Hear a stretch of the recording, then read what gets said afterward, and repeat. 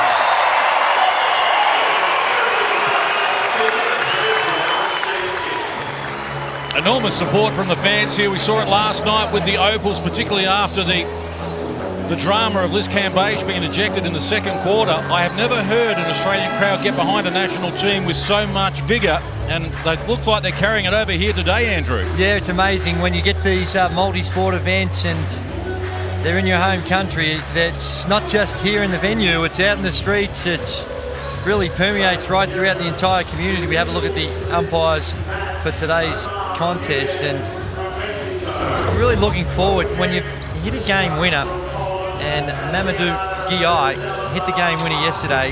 Looking forward to seeing how he responds as well, because as euphoric as it is, it can put a little pressure on your next performance. We take a look at the Australian team lineup, and they've just got a wealth of talent. Any of those guys could start for this unit, and we take a look at the starters, and it's been the same starters right throughout. Cam Glidden and Jason Cadee in the backcourt. Chris Golding is there as well. Chris Golding missed that one game. Nathan Sobey stepped in to the starting lineup, and Andre Lamanis, he has put together great depth. They have their programs. We've seen it with the qualification for the World Cup, and tremendous depth for the Australian team. And this is a very young Canadian team, mostly all from the college system. And as you'd expect with a young team, they've improved game by game. Every game they've gotten a little bit better. The ones to look out for is Emmanuel Duressa. He's been very, very good. Tutu Muniz, he's been outstanding as well. Had 17 points yesterday. Connor Morgan's averaging 13 points. He's going to have to carry a big load because he is their main focal point down on the box. Very good athlete. Inside, outside. He thinks he's a better perimeter shooter than he actually is, but he will let him fly from the three-point line. And full credit to Andre Lamanis to get this team functioning so well. They've got all 7 Australian-based National Basketball League teams represented here, and great to see the Opals in the house as well, supporting them. There are the results so far, and they've been doing it in style. And along the way, they've had 4 different leading scorers in those 4 games. And for Canada, well, Duressa's been outstanding for them. He's top scored on a couple of occasions. We saw Morgan come up with a game-high 24 against England. But they're going to have their hands full. And what the key will be for Canada is a good start and scoreboard pressure. Exactly, and how they're going to deal with the extended pressure of Australia. Australia gave nothing at all to Scotland yesterday. Held them to 4 points in the first quarter. They set the tone right from the first tip, and they did it with their defense. And again, I expect to see the same. It's going to be extended full court pressure. There'll be a little bit of trapping in the back court. And if Canada can withstand that and somehow or other get Australia just to be a little off boil with their shooting, then they're not without a chance. Yes, there we see some of the Opals in their house. Izzy McBegor, the 18-year-old who wins the gold medal. Kelsey Griffin, the naturalised. Steph Blitzov's there as well, along with some of the support staff. New Zealand men have stuck around as well after winning the bronze medal a little earlier. So we get set to go, and there's a lot of energy about this Canadian lineup. Jean-Pierre Charles, we know he's foul prone, but he'll put himself about. And Duressa and Tutu won't take a backward step. They're super active. They'll be picking up as well. They like to play at a high tempo, so their decision making on their tempo is also going to be critical.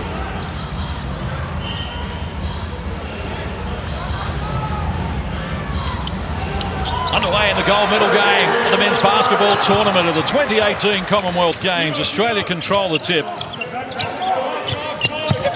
Cadee takes it from Nick Kay. Here's Glidden working on Duressa. Kick it.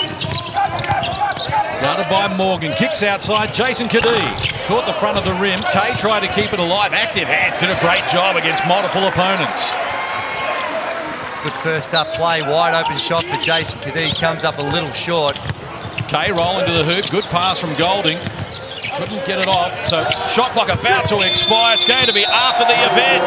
Good start for Canada. Great start. Great defensive pressure and good scramble. We saw in the rotation there. Closing out. Australia were phenomenal yesterday from the three-point line. And clearly they've read the scouting report and they close out hard on the shooters. Muniz Tutu with the ball carrying duties for Canada. Duressa firing. Little lap of honour. Kick at the rebound. Taking more shots than anyone in the tournament. Emmanuel Duressa, never seen one he doesn't like. Glidden for Kay. Golding, well, they've left him open. That's a bad sign because he's going to splash the first points of the game. Nothing but cotton for Chris Golding, and that's way too easy. They run those little pin downs. He comes off that, wasn't a great screen, but wide open. And this is what Australia did well yesterday, keeping the Canadians, the Scotland it was yesterday, pinned to the sideline. They really overplay and trying to keep them on one side, don't allow them to go from one side to the other, stops the ball movement of Canada. Nick Kay picks up the dribble, needs help. Golding provides it. Good harassing D again from Guy. Shot clock rolls to single numbers here. Kick it, feeds Glidden to the elbow. Kadee outside, baseline, in traffic. Tutu did a good job there, worried him out of the points. Connor Morgan the rebound, and he's happy to do the ball carrying duties as well. Tutu exploring. Kay got a piece of the action, now they're on the retreat. Duressa. Guarded by Glidden. Tutu. Morgan wants it in a mismatch down low against Kadee. They did well to deny that pass. Tutu forced into a tough one. Banks two. Tutu is really good against New Zealand from the three-point line. Got a lucky break there. Bangs it off the backboard. It goes in. That's too easy. How Canada is going to deal with that sideline on ball. That time, just a very, very simple pick and roll. They can't afford those types of easy baskets. Mamdou Guy for Morgan. Fires the three. Can't connect. Glidden the rebound. And 60%, 70% of the offensive sets of both these teams are exactly the same. They run the same offensive motion. Kick it. Left alone baseline. He fills it up. They run the same offensive motion with a few little wrinkles that each of them will have, but talent usually prevails. But I like the strategy defensively of what Australia's doing as opposed to Canada. And there's a foul off the ball. Have a look at Tutu. This penetration, there was a switch and they switch back, but it's late and Tutu gets the lucky one off the bank. And there you see the difference. Australia pinning Canada to the sideline, but that on that 45 on ball, no help coming from the screener, and a very simple pick and roll for Kay. He picks up the dribble. Golding. Now kick it. Shot clock rolls to 10 for the Boomers. Kay with Mukama on his back. Tries to find a way past. Great D from Mamdou Mukama. Now, Duressa. Golding in a mismatch here against Connor Morgan. He's forced to foul. Continuation obviously waved away.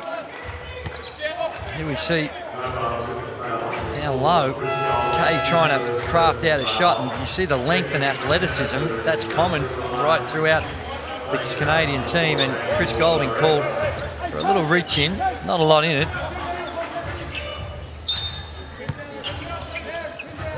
Got a real size advantage now. Australia goes a little shorter.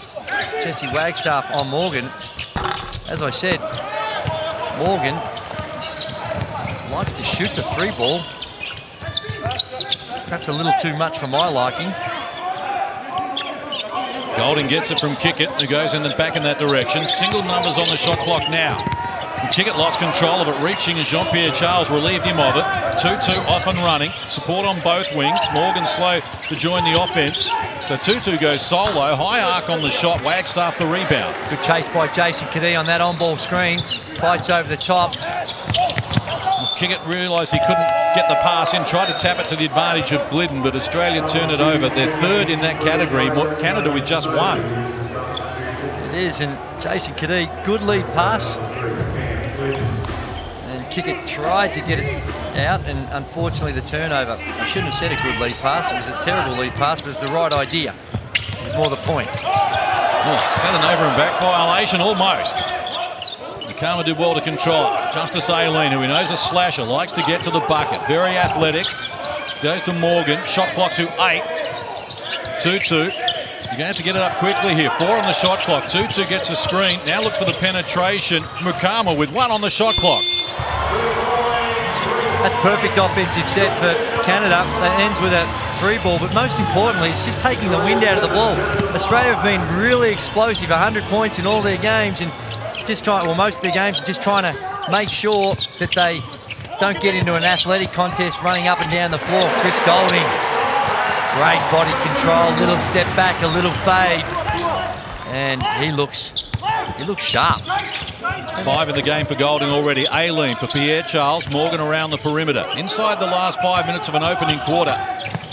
And they've got 7 on the shot clock. They've given it up. Golding, top 10 in the competition in steals, goes to work from just inside the foul line.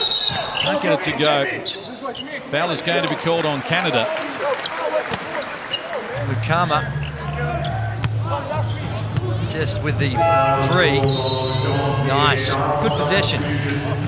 And then Chris Golding, little back door, and just a little step back, a little fade to gather himself, get some balance. Nice. Damien Martin onto the floor now, along with Nathan Sobey for Australia. Golding, catch and shoot. Look out. Not only is he 3 of 3, I don't think he's hit the rim. Nothing but cotton. Chris Golding in his comfort zone right now. Game high 7-point lead for Australia. From close range, Pierre Charles monstered by Kickett. Late whistle. The foul was there. Free throws to come. Morgan travelled at the top. Had a critical turnover yesterday with the same set. There's Chris Golding. A little pin down, comes up, squares his feet, and knocks it down. There you see the travel. Change the pivot foot. And a late call. Jean-Pierre Charles has found himself in a fair bit of foul trouble throughout the tournament. Beautiful physique, great athlete. He's another one that's really made some great strides throughout the course of the tournament. The more games this young team plays together, the better they've been. They only got together 2 or 3 weeks before the start of the tournament, so they haven't had a lot of time to really get their chemistry and figure each other out. Similar equation for the Aussies, though. We know that Chris Golding and Nathan Sobey checked in late just a few days before because they were tied up in the National Basketball League Grand Final, and Golding was MVP of that tournament. Yeah, the big difference is, though, Case, is these guys have been together for camps over many years, and they spend that time together, play against each other on a weekly basis, of course, and Chris Golding, just a little heat check. Damien Martin, marking the instructions. Shot clock rolls to 6. Wagstaff, they get Sobey an open look. And there's Justice Aileen snatching the rebound off the Duressa.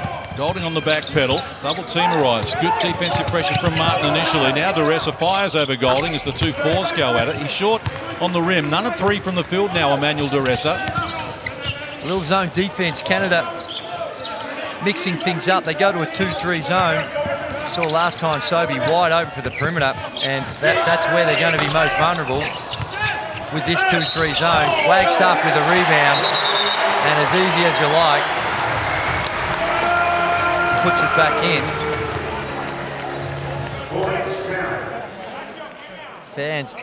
Hands foul.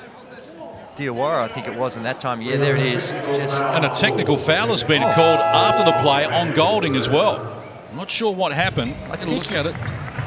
So bad. That's all he said. He said so bad, and he was concerned with that corner shot. He felt there was a little contact on the wrist when he shot it. They are very, very quick triggers with the technical fouls. We saw it yesterday with Liz Cambage, but she really tested fate, I thought. Just went a little bit too far. And Chris Golding, all he said was so bad. He's knocked down 2 threes. He's been great here. 8 points in the opening quarter, Golding. His highest score at the tournament, 15 in the semi-final against Scotland. But that will slow him down sitting on the bench. It's been an impressive display again on the defensive end by Australia, holding Canada to only 7 points, 25% from the field.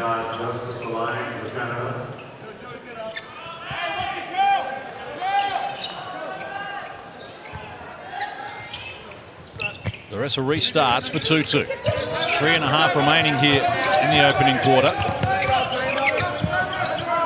Duressa against Sobey. To the foul line, exploring, wants help. Morgan from well beyond the three-point line.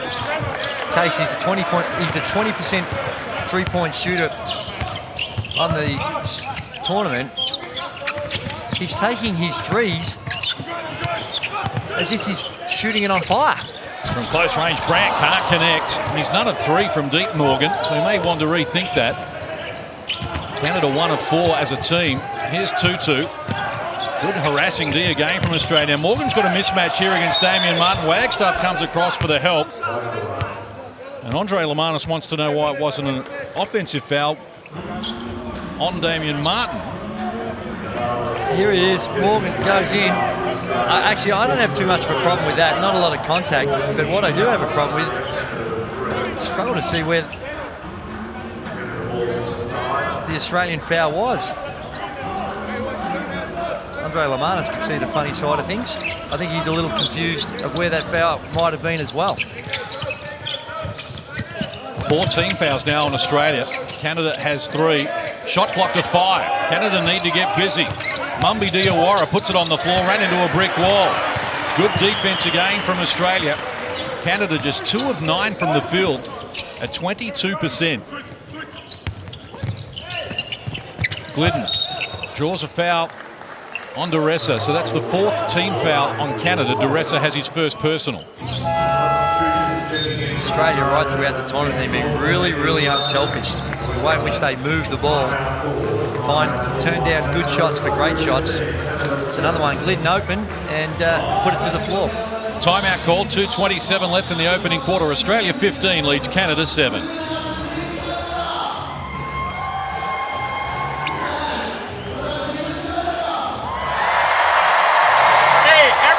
Catch it and we jab and dribble and do nothing, it's a dead possession. We're killing ourselves by holding the ball right now. Right? Be an elbow, move it, get to a second side, play. But then do not hold the ball. One more or attack immediately. We got it? You got half a second with it, that's it. Way too long. Dribble in one spot, you're coming out. Move the ball, move the ball, move the ball. Let's go. Let's go. Be better. We got to break them down a little bit. Let's go. Together on 3. 1, 2, 3. As expected, Kirby Shep just focusing on the offense and the ball movement, and we all understand what he's trying to do, but I think you also got to give credit because they're trying to take that particular action away from him. They're trying to pin him to the side, don't allow him to move the ball from one side to the other, but the advice of trying to make sure that you just move the ball on. So he wants either the guy to catch it and straight rip to the basket or catch it and pass it, a decision, but he doesn't want that thought process going on and the ball sticking in players' hands. Need to get on the boards as well. It's 11-4 on the rebound count. Australia's got 4 offensive boards to none already. Here's Glidden with 6 on the shot clock. That's so smooth. Saw it with Golding, now with Glidden. Anytime they're coming off these screens, they've got to do a better job of staying on their hips. If they're going to lock and trail and come behind their screen, they've got to stay connected and don't give them daylight because they're shooting the ball really well, Australia. Duressa finds Tutu, top of the key, and he knocks down the answering triple. 5 in the game now for him.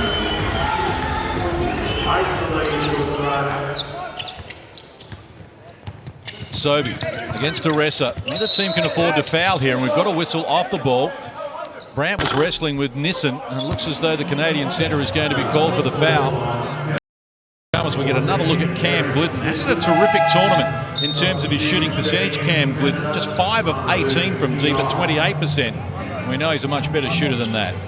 Good response by Tutu. And that time, Diawara on that little screen tried to go under on Cam Glidden. Cam Glidden going to be one of the more sought-after free agents in the Australian National Basketball League, which free agency begins tomorrow. Officially, I think there's been a bit going on prior to that. Plenty of discussions, at least. I'm not so sure about that case. I'd like to think that most teams would abide by the rules. Sure they do, Andrew. Inside the last 2 minutes of this opening quarter, Australia with a 9-point edge. And Canada just 3 of 10 from the field. Found it difficult at the offensive end. Look at Mitch Norton all up and in on 2-2. He picks up the dribble, and now they've got less than 10 seconds to make something happen. Duressa attracted plenty of attention, works baseline, stepped out of court, points won't count. Well, that won't please Kirby Shep, because everything he spoke about in that last time out wasn't there. Sticking in hands, and again, though, I give full credit. Oh, did he step out? It was close. Not sure he did step out. But pressure on, it's the defensive pressure by Australia that's causing the sticking hands right now. Norton into traffic. Double team, lost control of it. 2-2 came up with it for Canada. Mumby Diawara down to Diaressa. Brandt got a piece of it. Back to Diawara. Takes on Glidden. Pierre Charles reaches, grabs it. Gi. He's the hero from the semi-final of the bank 3. 2-2 from deep. Couldn't get it to go. Pierre Charles got a piece of it. Good. Wrestle for the loose ball. Norton did well. Wins it back for Australia. Great hustle by Norton for those long rebounds to stay in the play. Brandt got Pierre Charles in the air, reaching in. 2-2's going to be called for the foul. Free throws to come. 2-2 gets his first personal. Great body control and patience by Angus Brandt. Watch the spin. Oh, he got away with the travel to start with. And then just gets his man off balance and ripped through. Really good stuff by Angus Brandt. Albeit there was a travel to start with, Case, but... Gather step, I think it was, Andrew. Don't want to discourage the offense. Well, they do allow a lot of that stuff these days. A little sliding in the feet. It's not the way I believe it should be called, but that's the way it is called. Because that does give a significant advantage to the offense when you allow them to take a little extra step to start the proceedings. Australia with 6 scorers in the game so far. Canada with 4, and only 2 of those have hit a field goal. 2-2. Well, he lost control of it, was looking for Duressa, and it came unstuck. Turnover number 5 for them. Australia has 4 in that category. We lead by 10, 30 seconds left here. Last 3 or 4 minutes, Australia's really cranked up the defensive intensity.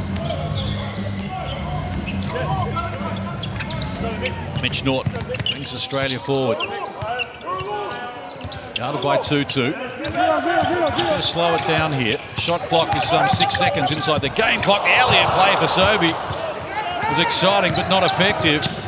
And a chance now for Canada to have the last say in this opening quarter. They're down 10. Not a lot happening at the offensive end. They go solo through Duressa. Couldn't get it. Glidden from 3-quarter court. Well, he wasn't far away. But Australia have got off to a great start here in the gold medal game. They enjoy a double-figure lead. At quarter time on the Gold Coast, it's the Boomers 20, Canada 10.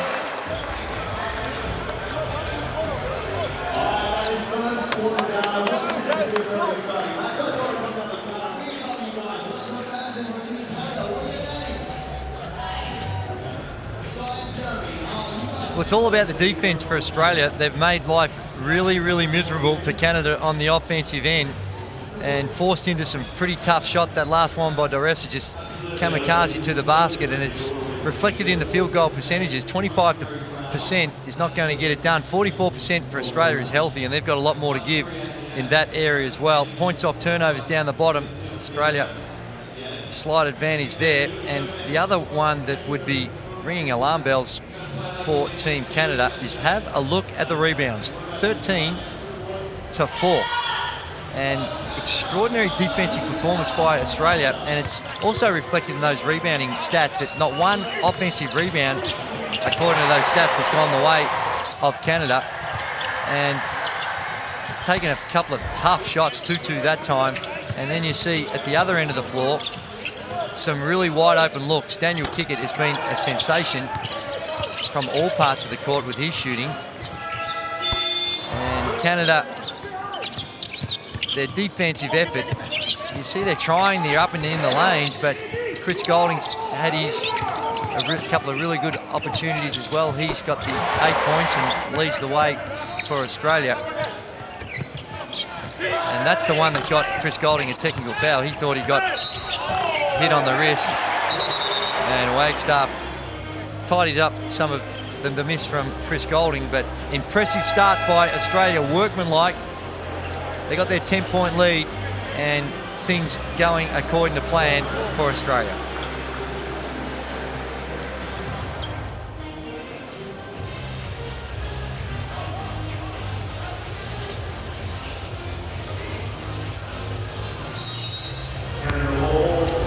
Canada to restart with a possession arrow in the second quarter. They had to retreat a long way to Munis Tutu.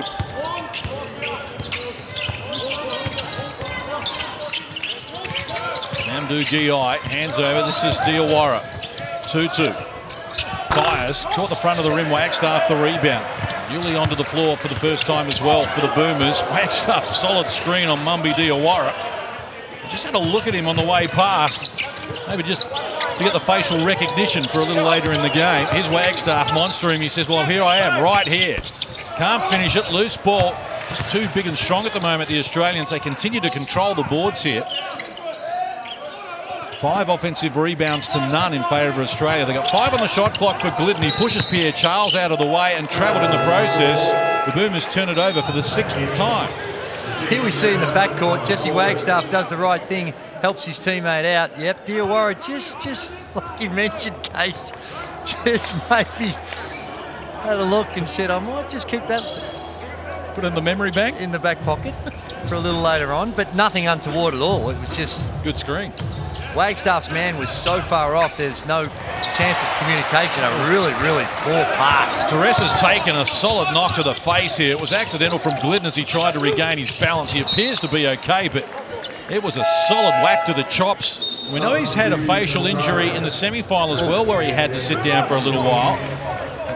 Wants to stay out there for a moment. He's a competitor, says he's okay.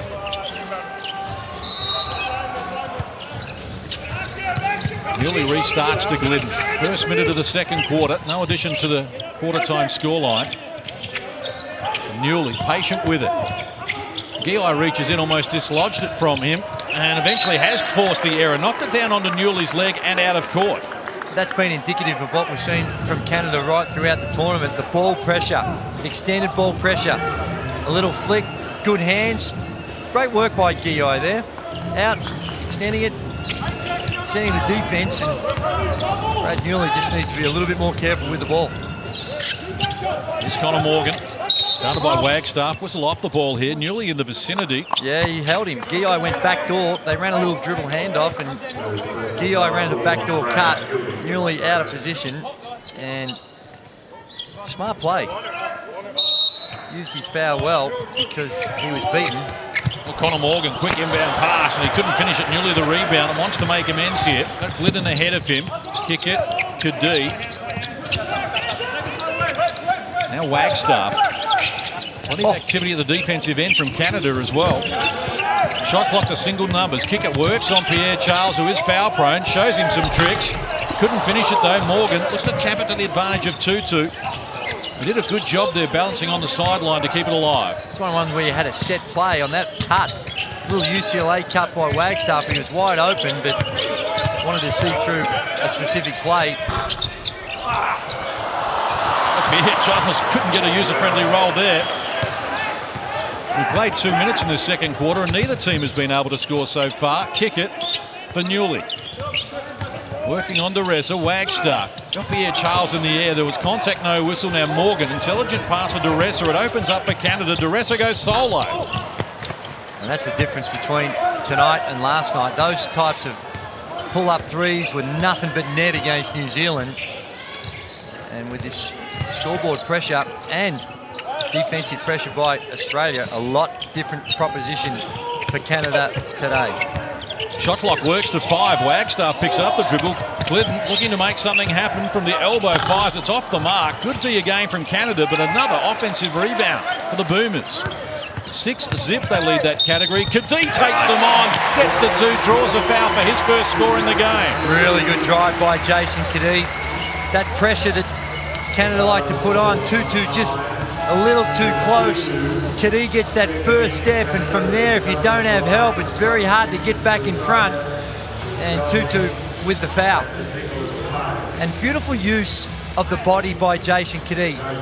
He rode Tutu, never gave him the chance to get back in front, And unless you've got a superior athlete, that was always going to be to Jason Caddy's advantage. Need a little help. Morgan was in the vicinity. That's where you need your rim protector, 5-man, 4-man to bail you out when you're on defense.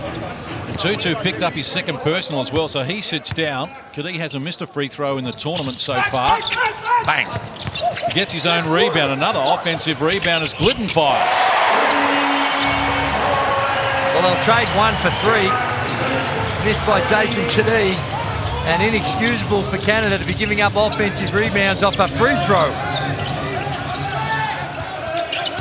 Kapinga had problems there getting rid of the ball from close range. The reverse wouldn't work for Pierre Charles, and Caddy off and running.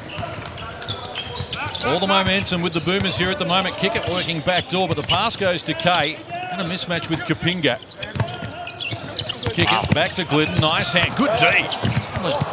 Duressa getting involved there. Pierre Charles can only knock it out of court. You see that both teams are running similar offensive sets than their flow option. There's Glidden knocking it down, but the vast difference there, you see how the ball just moves. It's barely in a hand for a second or two before a decision's made. It's moved, it's swung. That's what Kirby Shep is trying to get his boys to do down the other end of the floor. 8 on the shot clock for Australia as they restart. Caddy harassed by Kapinga. Kay. Now Glidden needs to get it up quickly. Wants to go to the corner with the shot clock expiring. Caddy's off the mark and a whistle on the play as well. Kick it on the glass. I think it's on your man. Pierre Charles. Pierre Charles.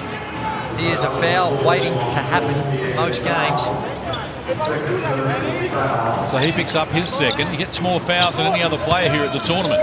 Daniel Kickett, he's a freak. He's shooting it at 71% from the field, 64% from the three-point line, and 100% from the foul line. That is some stats. And how about the little back cut from Cam Glidden?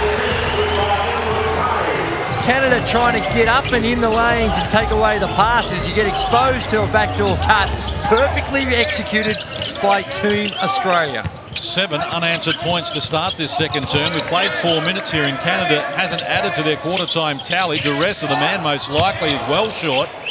Justice Aileen tried to keep the line unsuccessfully. But Cam Glidden coming to the party here. 2 of 3 from deep in his 8 points. That's great execution. Cam Glidden, what a terrific job. The way in which he uses his body and just pushes his opponent out a little bit on that backdoor cut to create a bit more space as well. Veteran play. They get Caddy open. He fires, knocks down the 3 as well. Australia are 5 of 11 from deep in the game here and enjoy a 10-point lead. They've scored the first 10 of this quarter. Canada can't score. They haven't scored in this quarter as yet. There's Morgan again. He won't listen to me. He refuses to listen to me, Case. Speak a bit louder. Can't hear you from where we're sitting. The problem with him is he's actually made a couple throughout the tournament. And there's you see the ball movement again. Kick it to Caddy. Splashes the 3. It's getting a little sloppy now for Canada. They trail it by 10. 30. Australia. Canada 10. 5:29 left on the clock until half-time. Lopsided scoreline for the Boomers.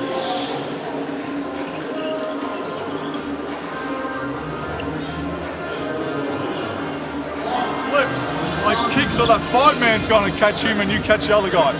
All right? Offensively, I want now to play out of some down slips or some ups or here, foul line cut. Now guards, as you're coming off, here they've shown their bigs are here.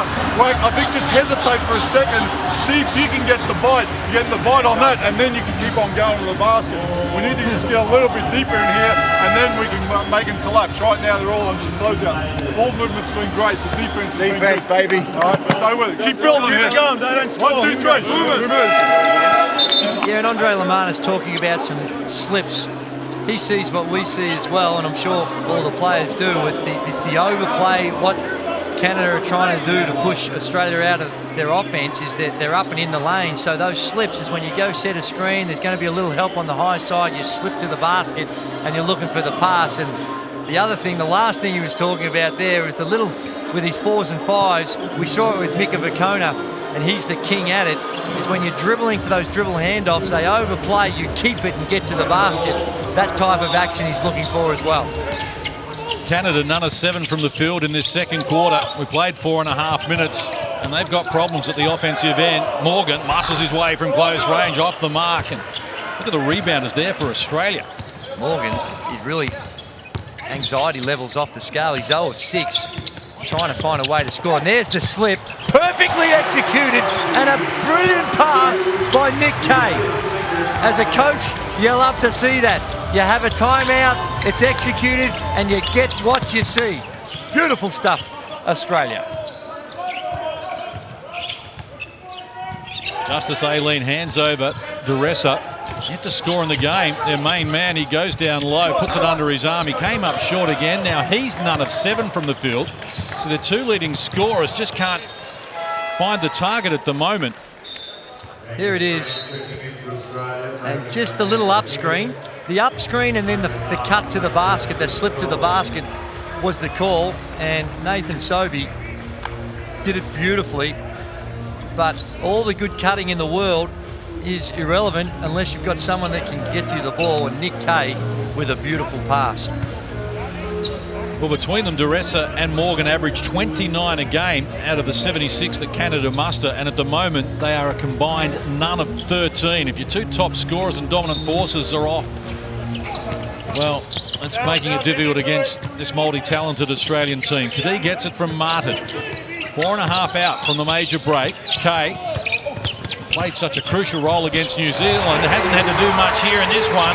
Adds another 2 to the carnage. Australia have scored 14 unanswered points to start this quarter. It's all too easy. And Canada need to pick their poison. They've got to take something away. They're getting to the rack and they're shooting the 3 ball. And Duressa with a hard-earned basket gets to the rim. Gets clobbered by Kay on the screen as well as he marches down low, forced to use the reverse. Nice finish, looked like he was fouled, couldn't get a whistle. And I reckon they, like I say, got to figure out what they got to try and take away, because they're giving away the 3 ball and the penetration to the basket. Duressa, never seen a shot he does not like, taking matters into his own hands. Honestly, has he passed it yet? As I continue to say, he would rather pass a kidney stone than the ball. Kay gets it done, chance for the 3-point play, and Jean-Pierre Charles racks up another foul. Looks like his 3rd. There's the back screen. That's where Duressa, yeah, he might be angry with Nick Kay, but you should be even more angrier at your teammate for not at the top of his voice. The whole stadium should hear that the back screen's coming to let you know.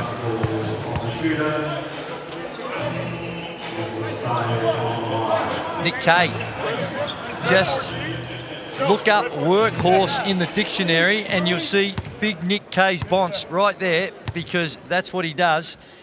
And he can do it in so many ways. Really won the game for Australia with his 3-point shooting in the pool game against New Zealand. But just a worker. Here's Tutu bouncing into Brandt, who's going to be called for the foul. First personal on Brandt. Had to come off. Tutu showed yesterday what he could do from the 3 beyond the arc, and it was Angus Brandt. He's read the scout, and a good hard show. Okay, so I think it was a technical foul that's been called. And what they called on that last one, we saw Angus Brandt coming off his man. They called a moving screen, and Canada didn't like it, didn't like the call. Gets pinged for the technical foul, so it's 1 free throw and possession. So it's all starting to unravel right now for Canada. Just 14 points in the game. They trail by 25. It's 19 points to 4 in this quarter.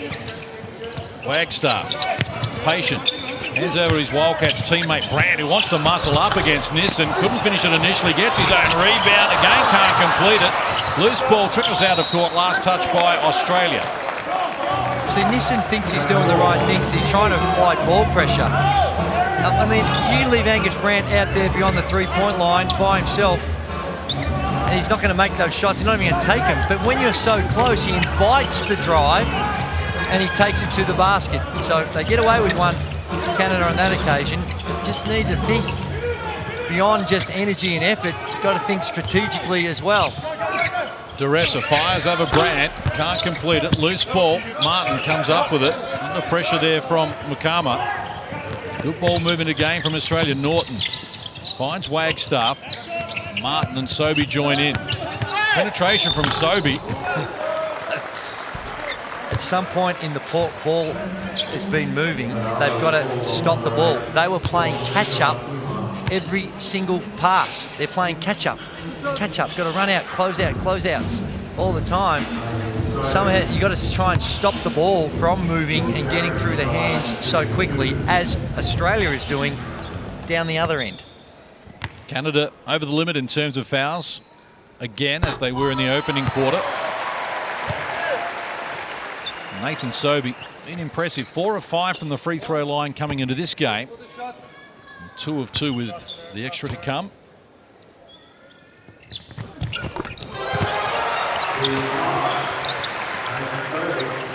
So this margin continues to balloon. 17 is the spread at the moment. 27, I'm sorry. The numbers are getting that big so early on. We can understand why you might make a slip mathematical error there, Case. Is it really 27? It is. It's 21-4 in this quarter after it was 20-10 in the first term. Here's Nissen, the left-hander, going to work on Brandt from close range. Comes up with his first score. 6 points in the quarter is not going to get it done for Canada, but give a lot of credit for Australia. Brandt gets it from Sobey, tracked at a double team. Nissen worried him out of the points on that occasion. 2-2. Against Norton, who reaches in. Inside the last 2 minutes of the first half. 2-2. Carried it for a long time. Shot clock to 8 as Morgan gets involved. Look at D collapse on him. Free throws to come as the big man is fouled. There's Nissen, the play before. Nice little left-hand hook. And used the ball well. Goes to his strength down low. And you know the thing you love about this? Look at the penetration.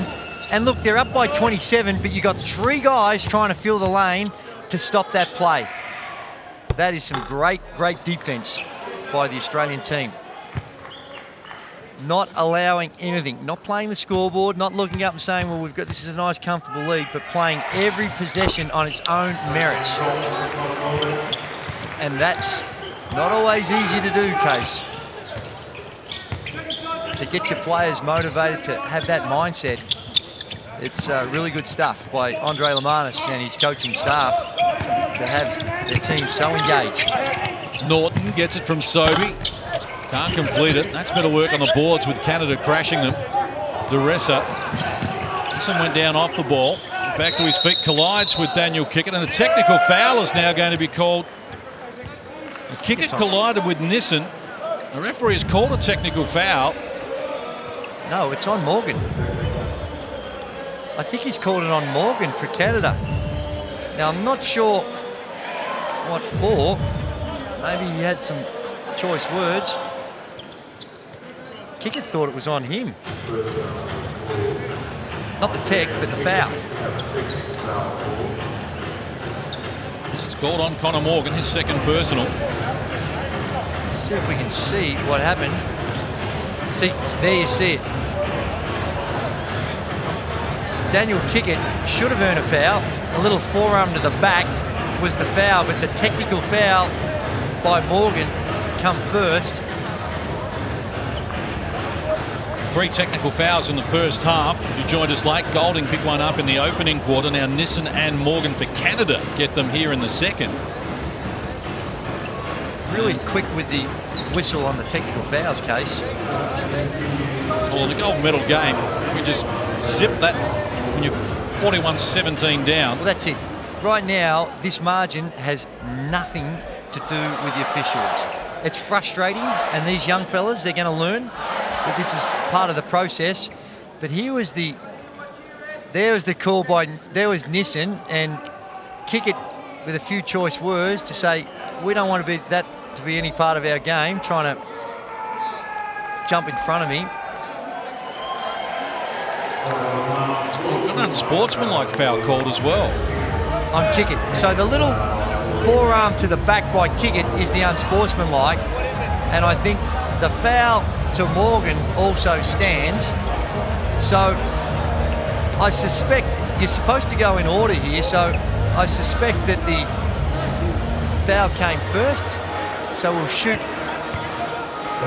Nissen will shoot a couple, and then the technical foul, that'll kick into play, so we'll walk down the other end for a free throw and possession to Australia. We had drama in the gold medal game for the women last night with Liz Cambage picking up an unsportsmanlike foul and then a technical and then ejected in the second quarter. And it's all happening here at the moment. 2 unsportsmanlike fouls, you're out of the game. Now we're splitting hairs there in a technicality, but my understanding, and I could be wrong on this one, but my understanding it should go in order, and to me, the technical foul happened first and then the unsportsmanlike.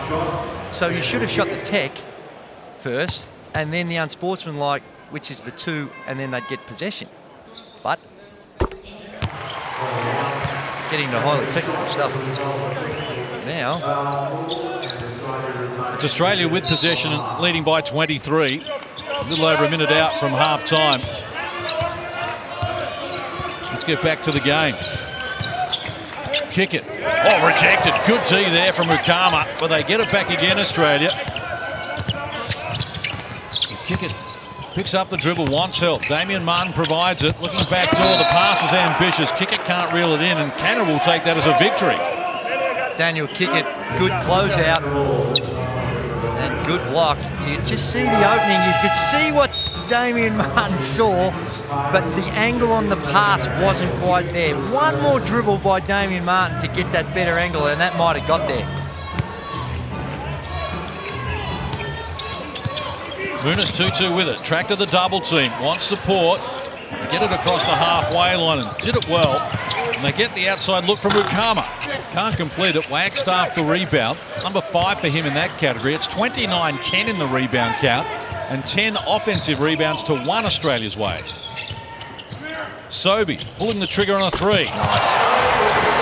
Wide open.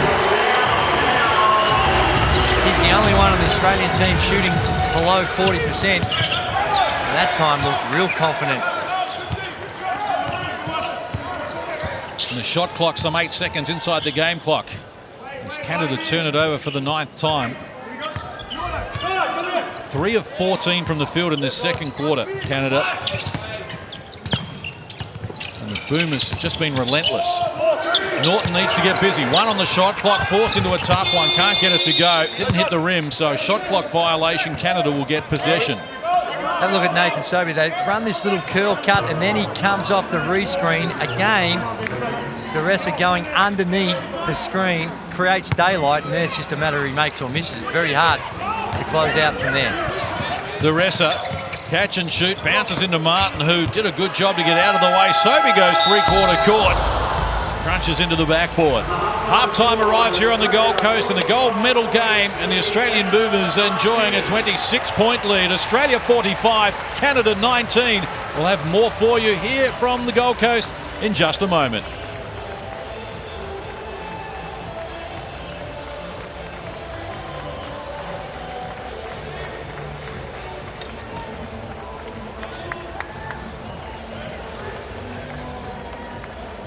Andre Lamanis would like a lot about this particular half, but most importantly, it'd be this 22%, 6 of 27 from the field. And that's just not poor shooting by Canada. That is spectacular defense by Australia. And have a look at the rebound count. 30-11. Completely dominating and bullying this very young Canadian team. And points off the turnovers down below, and the assists, as you can imagine, when you've got this sort of margin, a lot of cutting, a lot of easy baskets, and all coming from some terrific passes, and that advantage going the way of Australia as well. So a a textbook half for Australia. If you're a coach of a team and preparing your team and you see everything that's happened on the floor, there's not too many areas that you look at and say, we need to pick up on. Perhaps the turnovers. It's 9 apiece. 9's a little high for both these teams, but that's an area that maybe Andre Lavanis could focus on, but he would be delighted. It all started with Chris Golding. 8 quick points in the first quarter, including a couple of trifectas.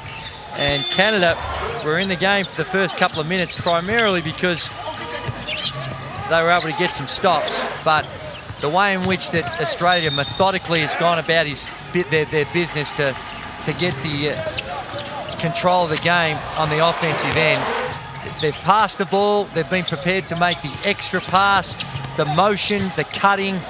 Canada have done their best to try and be disruptive, but their best so far hasn't been good enough. Their intent and their desire has been very good, but I'm not sure strategically and their IQ, they've found the formula to give themselves a chance against this very experienced, professional, well-drilled Australian outfit. No.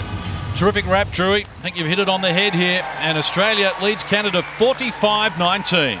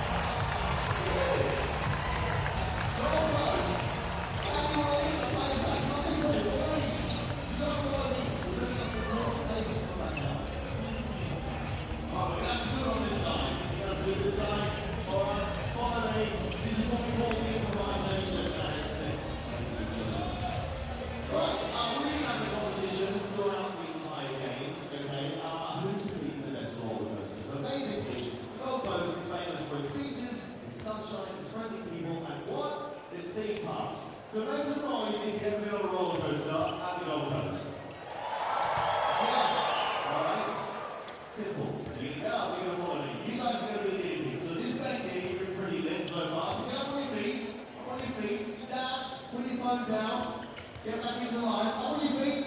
Up on your feet. Come on. You're going to show them how to do it. So you're going to follow me, all right? So these are going to be the moves. Arms up, arms to the side, arms to the side, arms down, and then we all scream.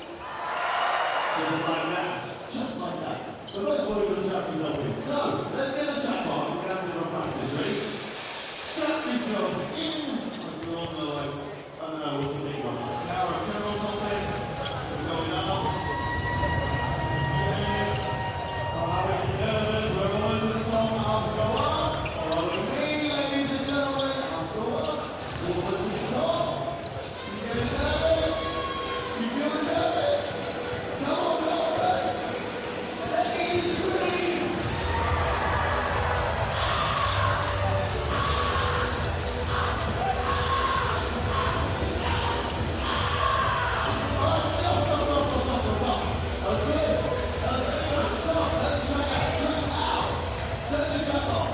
Everyone in here, get up. Because I'm determined to make the last 4 rounds the best roller coaster we have in the whole game. Everyone, get up on your feet. Don't be boring. It's the last day of the Commonwealth game. It's how far we're going to say. Good 2, postures, up you get. Up you get. All right, we're all going to do this. You're going to follow me on the screens, which is going to be weird. Boring, but we're going to go. So, put the stuff in here. You ready? Stuff yourself in. No! Back to the start, for goodness sake. There we go. We're going up. We're going up. We're almost at the top. He knows, you can see our heights, who I am. Oh, Gold Coast, this is it. It's your last chance to put this roller coaster you've ever been on in your entire life. Oh my God, almost at the top, and scream!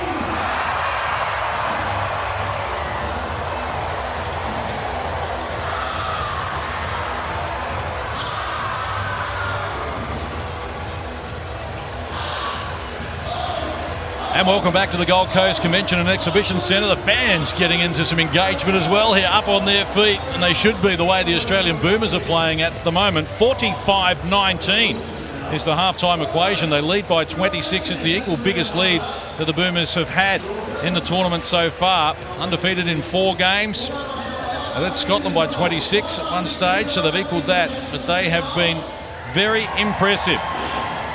8 scorers. The rebound count is just off the charts, 30-11. And Canada, well, they need to find another avenue in attack because their main scorers, Emmanuel Duressa, is 2 of 11. And Connor Morgan, their main big man, none of 6. That's right, Case, and I give a lot of credit to the Australians' defence. They've come out here with a real solid game plan and how they're going to contain and intimidate. And as Kirby Shep mentioned in his timeout, they've really bullied this younger Canadian team at both ends of the floor. And I think, though, in that halftime break, Canada need to reassess their strategy on what they're going to do. As I mentioned throughout the call, it's about trying to pick your poison. They don't have the talent to match this Australian team, so you've got to try and take something away, and trying to keep everything out of the paint and just forcing Australia into contested mid-range or three-point shots, I think is their best option. It's not a great one because Australia have been really, really good at shooting the ball from the three-point line throughout the tournament. But right now they're getting beaten all over the place, and very hard for them to make some inroads into this very significant deficit with their current defensive strategies. Clearly you need more than 19 points as well. That's an even tougher proposition to fix, but I think it starts with your defense. Well, they're trying to regroup here, Canada. They were surprise winners in the semi-final yesterday against New Zealand, where they threw up a prayer on the buzzer. They really dominated the game, got out by as many as 21, led by 17 at three-quarter time, only to see New Zealand pinch the lead with a minute to play. And they had to get a prayer on the buzzer to get to the gold medal game. We saw it earlier today, New Zealand playing the bronze medal against Scotland. But Australia have got this well and truly under control at the moment. It is, and Canada just got to go out here with an attitude of trying to ignore the scoreboard and don't come out here and think you're going to try and make up this deficit in the first 4 minutes of the half. They've got to grind away, get hot, and hopefully Australia implodes and some sort of catastrophe happens, because that's what it's going to take. They're going to have a lot of self-inflicted wounds if Canada any chance of working their way through this. But it's not, for Team Canada, it's not just about this game. It's about the experience, it's about the opportunity, and this presents yet another challenge for this very young team to figure a way how you're going to try and work through these types of circumstances. Well, they were 3 of 12 from the field in the opening quarter, Canada, and 3 of 15 from the field in the second quarter. Just not doing enough at the offensive end. And the equation wants a wide margin here at half-time.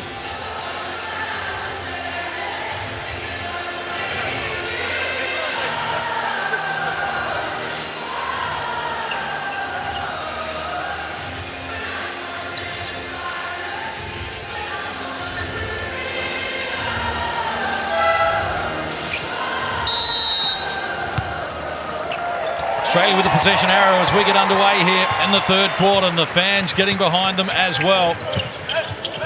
They look for Golding backdoor to start it, and deflected out of court by Canada. Australia back to their original 5. Likewise, Canada going with their original 5 as well. Took 60 seconds for Chris Golding to open scoring at the start of the game. They ask him to do it again in the second half, and he says, I can. That's right, and those skip passes up against the defence, those skip passes are the hardest things on defence to cover a lot of the time, because you've got your weak side help, and anytime you're closing out like you do have to close out on Chris Golding, you get exposed to the penetration. There you see Guy, he's not in bad position. He's on the weak side, he's trying to get over on that split line, that skip pass. So the way you deal with that skip pass, you've got to put more ball pressure. Don't allow the player just to stand there and be able to make an easy pass to the corner. Golding seemingly enjoying the contest there. Here's Morgan with 3 on the shot clock. Rattles around the rim for him, but still no reply. None of 7 from the field, Morgan, including none of 4 from deep. Glidden gets it from Kay. Golding worked backdoor, no passing lane there. Here's Kay, kicking outside, kick it, works on Pierre Charles, just merging into the paint. Ball knocked down out of court. Australia's got 6 on the shot clock.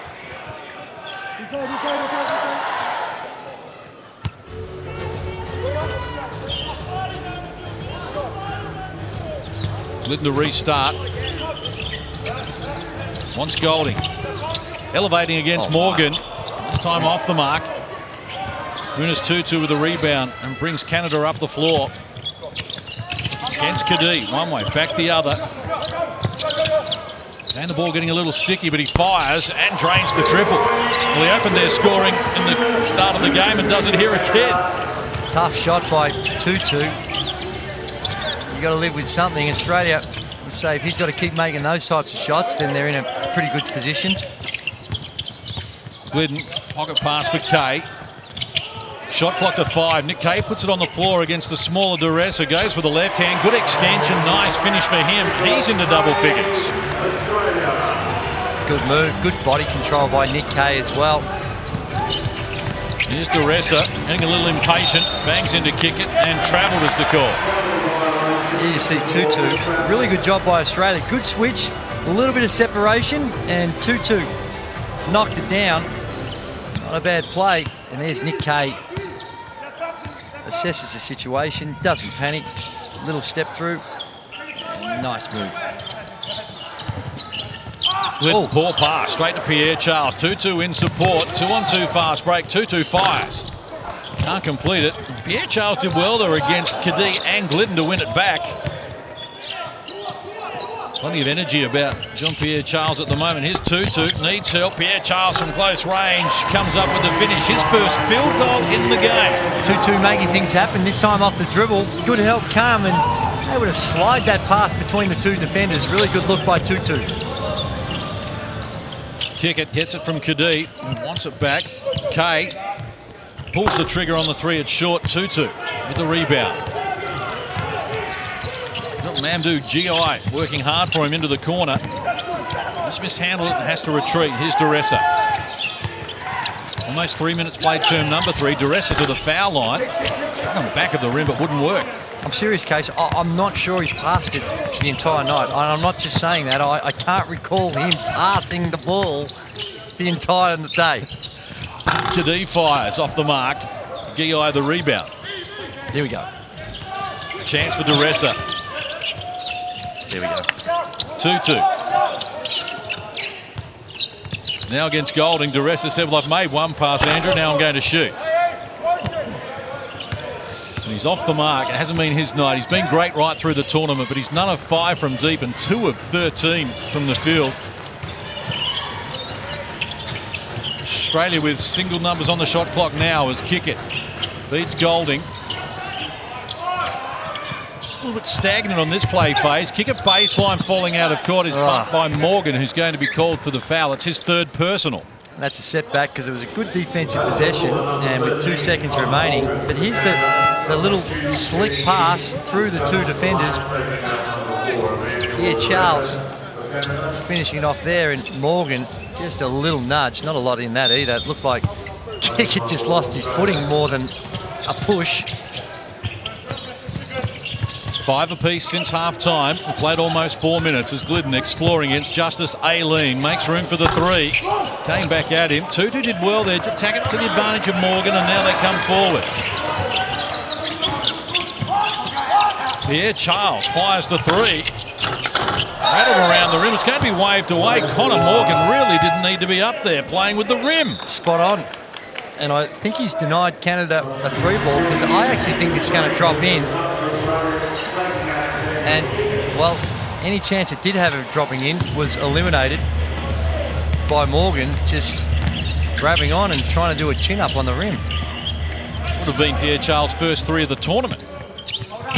He's denied.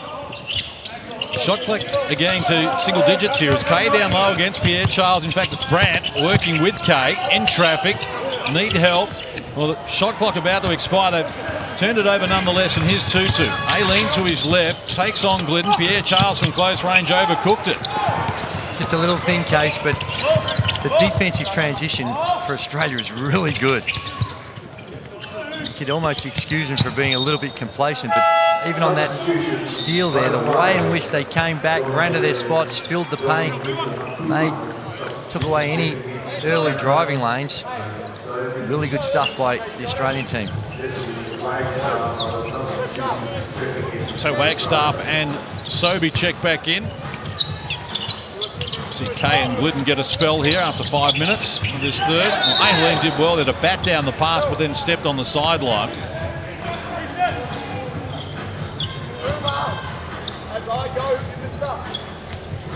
Miscommunication there between Golding and Kadee.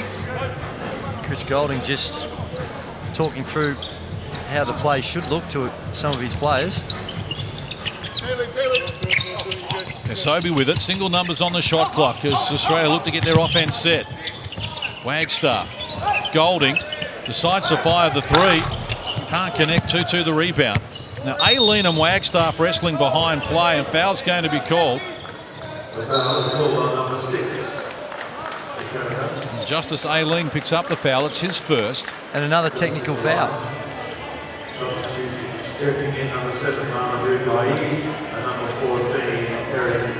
See, not sure. Here we go. We see off the ball. Well, we don't see it, but there you see the foul. And then some words spoken. Hey, make no mistake, I'm sure there was a little bit of a conversation, but when you're playing at this level, there's a gold medal at stake, there's a lot of emotion, but outside of the official, no one would have heard it. No one knows what was said. Sometimes it's better just to go up to the player, let him know, say, hey, you crossed the line, a bit of a warning, whatever it may be. There was nothing demonstrative about the way in which they were protesting that foul. So sometimes Just not sure the judgment is what it should be. Technical fouls called in all 3 quarters so far now. Golding behind the back, Wagstaff. He's been reluctant to shoot the 3 ball, which is usually a strength of his. From close range, can't finish it. Sobey, Australia's best rebounder here at the tournament, grabs another board. It's now 38-17, the rebound count Australia's way, as Sobey, with 3 on the shot clock, feeds Kadee, penetrating, off glass, makes 2. Really good drive by Jason Kadee. Gets to the rim. There's a foul by Sobey. And it's a good foul. It stops the offense of Canada. Sobey finding a way. They're those closeouts that I'm talking about. Again, a cross-court pass, you're in a help position, you close out. One of the toughest things you do on defense is those hard closeout on a good shooters. And when you're going forward and they're going to the rim, it's very, very difficult on the defense. Derek Nissen with it. It got better the longer this tournament has gone. Couldn't complete it there. And Kadee hands over to Sobey. Brandt first man up into the paint. Sobey exploring. Kadee, Wagstaff, Brandt. Single coverage from Nissen. Look for Newley from close range. Brad Newley can't complete it. Good cut on the weak side by Brad Newley. An excellent pass by Brandt. Goes unrewarded. Justice Aileen hands over to Guy. They left him alone. He fires. And missed the lot. Made the 3 on the buzzer that sent them here into the gold medal game under all sorts of pressure at that end. And he's used all his luck. Well, it was luck because there's no way in the world he called bank on that 3 that won Canada the game, but Damian Martin retrieves it. Wagstaff to Brandt. The 3 Perth Wildcats combined. Newley lost the handle on it. Did well to recover, though. They've got 4 on the shot clock. Brandt draws a foul on Nissen. Nissen did everything right there. Just brought the hands down at the last minute. Stays perfectly vertical. You'll be okay. So good intimidation there by Nissen. They goes back and have a look. Just brought his hand down. If he has just keeps it straight up, then he avoids that foul.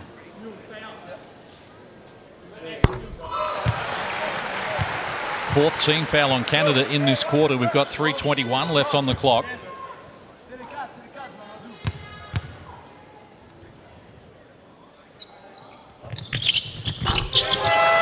And Brandt makes the lead an even 30. So timeout called. 3:21 left here in the third quarter, and a domination from Australia continues. The Boomers lead it 54-24 against Canada.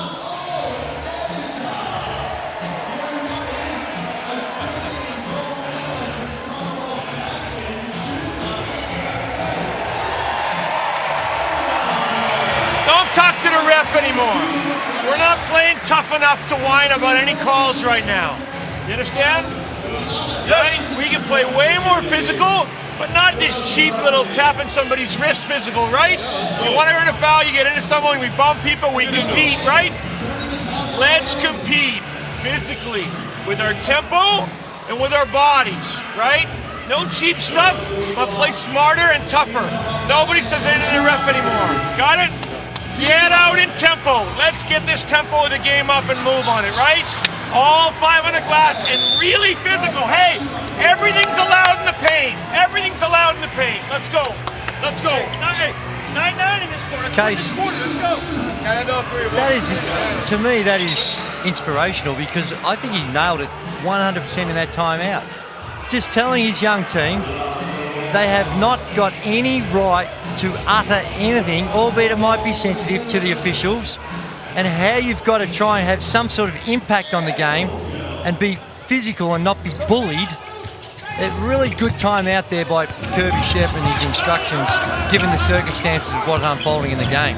He's been impressive right through the tournament, hasn't he, Kirby Shep? Well, Tutu over-dribbled a game, wanted to get it to Nissen, it was never on. Wagstaff has got Sobey in support, Brandt joining in, now Martin and Newley join the offense. Inside the last 3 minutes, term number 3. It's 9-5 Australia in a low-scoring third quarter. Sobey with Guy on his hip, wraparound play for Brandt. Beautiful. Nathan Sobey making something happen Great system, great organisation, but sometimes plays just break down and you need players to make plays, and that's what Nathan Sobey did there. Just talent, that is. Here he comes again. This time for Damien Martin, the floater, all the bottom of the net. And again, another back screen, and Mamadou Gueye come off worse. Just on the penetration, he's trying to guard the ball. And it looks like he's got a shoulder issue. Have a look. He's got Sobey, he sees it. You see there's no one around Wagstaff. No one around there, just runs into him. And like I said, nothing untoward, nothing illegal, just a physical clash there. And that's where you got to look around at your teammates. Can someone please yell out, let me know what's coming so I don't just run into this screen?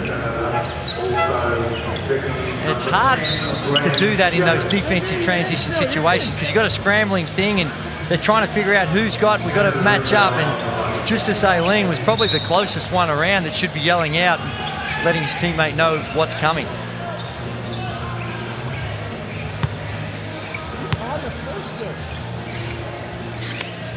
So just attend to the floor here in the middle of the Gold Coast Convention and Exhibition Centre. Great to see so many of the Commonwealth Games gold medalists here supporting the Boomers as well. Great to see the Hoops involved. Here's Angus Brandt just having a chat with Kirby Shep as well. Of course, basketball 5-on-5 won't be part of the next Commonwealth Games in Birmingham in 2018. We're going to go with a 3-on-3 format. I like it. It gives more countries in the Commonwealth a chance to participate in the sport, albeit in a different format of the sport, but I like it. I think it's a good initiative, and that is great pressure. When you're up against full court pressure and there's a press and you know a trap's coming, the worst possible place to dribble and pick the ball up is just over the centre line, cornered in that sideline. And that's what Canada did on that occasion. Newley stepped out of court, went for the dunk. It's not going to count. Impressive nonetheless. It's been a feature of this tournament with players stepping out of bounds right in the corner. 12th turnover for Australia. Canada has 13. So Australia in this pressure, they try and take away to get the offense to dribble in exactly that spot, just over the centre line. That's the whole strategy behind what Australia's doing on that extended or three-quarter court press. Quick outlet pass, had a little too much on it for Angus Brandt, so Canada will get it back. 2-2. Right place, right time, gets to the rim. 2-2's been impressive throughout the entire tournament. He's got a really bright future. Smart guard, can shoot the three ball. Top 5 in the tournament in assists and steals, averaging 11 a game. Has 10 in this one to lead his team. Shepherd goes to Aileen. Down to the baseline. Feeds Kapinga. Tried to shake off Wagstaff in the corner. Justus Aileen fires and comes up with his first score in the game. Nice ball movement, nice set. That time, or possession I should say, by Canada. Rare back-to-back baskets for the Canadians as well. A little over a minute out from three-quarter time. Martin combines with Wagstaff, this time unsuccessfully, and Brandt scoops up the rebound. Brilliant stuff by Jesse Wagstaff with the ball. Gets away with an illegal string, the way he handled that little handoff. And Sobey just slicing and finding a way to get to the cup. Great work, Nathan Sobey. What an athlete. Kapinga fires, loose ball. Australia get after it. Martin says, I'll tap it to you and get it back from his Perth teammate. Sobey, 10 points, 7 boards, 3 assists. Newley pulls the trigger on 3, has his first score in the game. As the only man backing up from the 2006 goal. He'll enjoy that.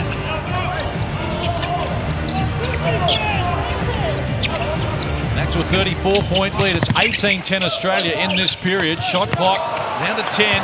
Pass is battered down by Brandt, and they'll look to slow it down here. Just a 1 second differential on the clocks.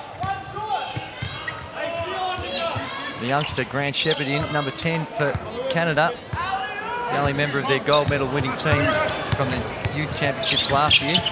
Here's Sobey going to work once more. Can't complete it. Morgan, well, he's overdue. He's going to pass it. And that looked a little after the event. No, it's waved away, won't count. That's been the story of the night for Canada. Their offense just hasn't been able to compete with the Australian Boomers. And with 1 quarter to play in the gold medal game, it's a healthy 34-point lead. Australia 63 leads Canada 29.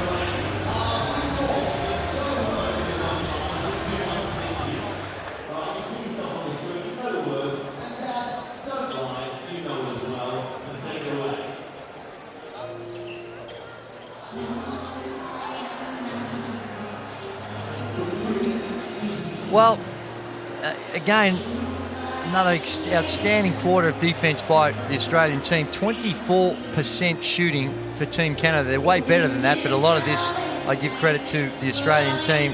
The rebounding count, Canada did a little bit better job in that third quarter, but still being annihilated in that department. 44-20, and it's hard to find any real area where Canada have had any sort of advantage. And Chris Golding got the quarter underway like he did the game, splashing a three. And there was Tutu had a few shining lights, a three ball and a nice play on the rim.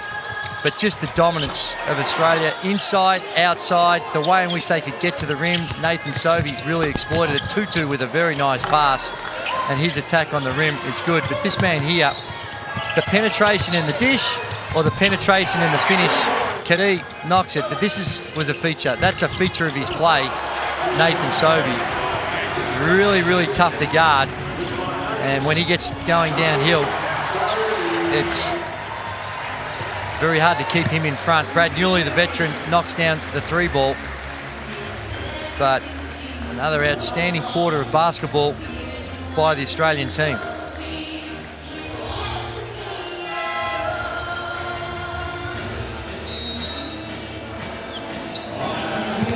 Canada restart here, final quarter action, and a lopsided affair for the gold medal. Quickly pulling the trigger here, Diawara. Can't convert, kick it, just muscling his way up against the teenager Grant Shepherd there. Case, I don't think too many people would be surprised with the margin. The fact that it's only 29 points, Australia's been able to hold Canada to 29 points is the most impressive part about this particular margin. And Daniel Kickett, catch and shoot, and continues to do what he does best, shoot the ball extremely efficiently. Think about Daniel Kickett, and his percentages are helped because I don't know if he ever takes a bad shot. Walker onto the floor here for Australia for the first time. The pass intended for him from Kickett is picked off by Mumby Diawara. Lost his footing there. Got it to Morgan. Kapinga fires over Walker. All the bottom of the net for David Kapinga as he opens his scoring account. Nice finish by Kapinga.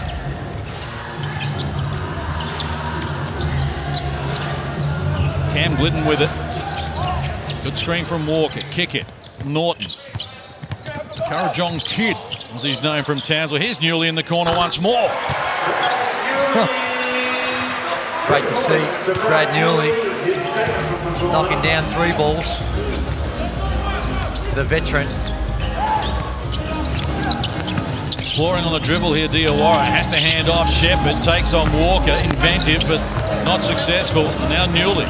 Glidden to his right. Walker joining in. Kick it from close range. Adds the two. Impressive. It is. It's all becoming way too easy. Very little resistance shown at the start of this fourth, and it's hard. The game's over in regards to the results, but this is where this young Canadian team just got to keep focusing. They're going very terminally. It's now my time rather than tea time right now for Canada, and just getting up shots whenever they're available. But this is a formula to have this lead blow out to Fiddy or possibly City. Canada 1 of 6 from the field in this quarter. Newley stole it away from Morgan. Here's the one. With the two hands, Brad Newley, perhaps not with the authority it would have been a few years ago, but nonetheless, still just as pretty to watch. 7 minutes 30 remaining on the clock here in the final quarter. In the gold medal game, it's one-way traffic. Australia 72, Canada 32.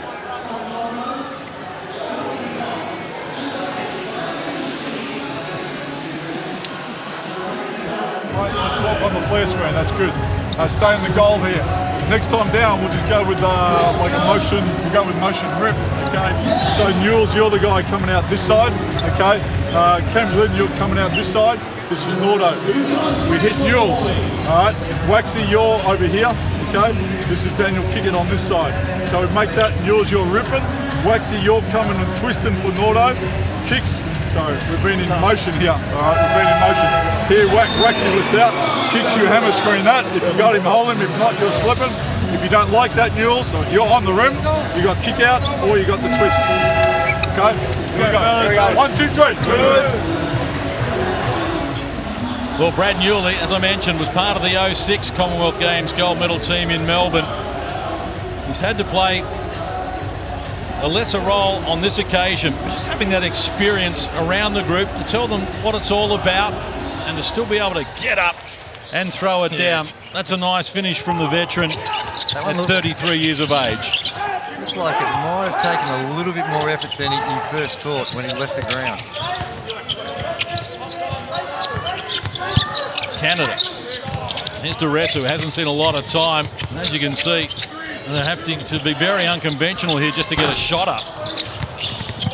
And Australia are making things happen. Now, Walker hasn't scored, nor has Norton, so one assumes that something will be run to try and get them involved on the score sheet.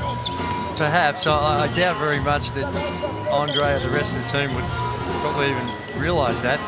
It's although they've got a margin, it's not sort of like when you're in the under-14 competition and trying to get everyone on the board here, Case. Here's Newley down to the baseline. Oh, the pass for Glidden just eludes him. It's out of court. Canada will restart. But I get your point, though. And a memorable gold medal game, you'd want to make sure that you try and register a couple of points.